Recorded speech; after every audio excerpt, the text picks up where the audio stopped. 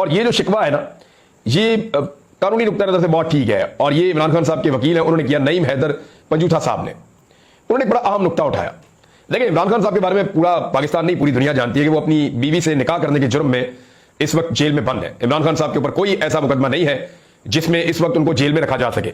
صرف ایک مقدمہ ہے کہ انہوں نے اپنی بیوی سے نکاح کیا تھا.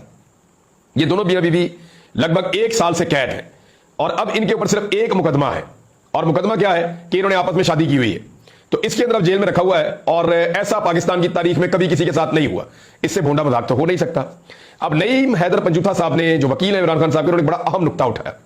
انہوں نے کہا جی مفتی تقی عثمانی صاحب, یہ آپ ان کا چہرہ بھی دیکھ لیں, یہ مفتی تقی عثمانی صاحب ہے, اور یہ فیڈرل شریعت کورٹ کے جج کے طور پہ فیصلہ سنا چکے ہیں کہ 39 دن کے بعد ہونے والا نکاح شرعی طور پر درست قرار پائے گا.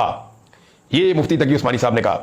اور بھی اس کے اندر بڑی تفصیلات اس نکاح کے اندر ہیں, نکاح کے معاملے میں, عدت پہ نکاح کے معاملے میں, اور یہ شرعی عدالت کا فیصلہ موجود ہے. اب اس بینچ میں جو ہے وہ حضرت پیر کرم شاہ اور صدر محمد رفیق تارڑ بھی شامل تھے اسی بینچ کے اندر.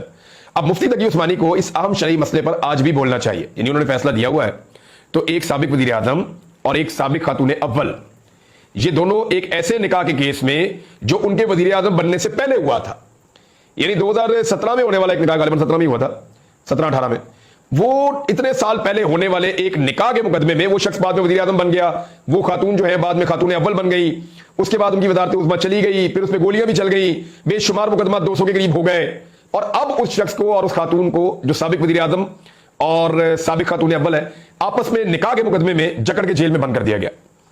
اور یہ مقدمہ جو ہے ابھی عدالت میں چل رہا ہے.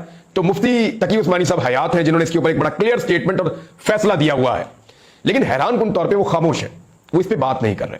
اگر تو ایک شرعی مسئلہ ہے تو عالم دین کو اس کے اوپر بولنا چاہیے. یہ نقطہ نعیم حیدر پنجوتھا صاحب نے اٹھایا. انہوں نے کہا اس اہم شرعی مسئلے پر آج بھی بولنا چاہیے, لیکن پتہ نہیں کیوں چپ ہے, کیا مجبوری ہے.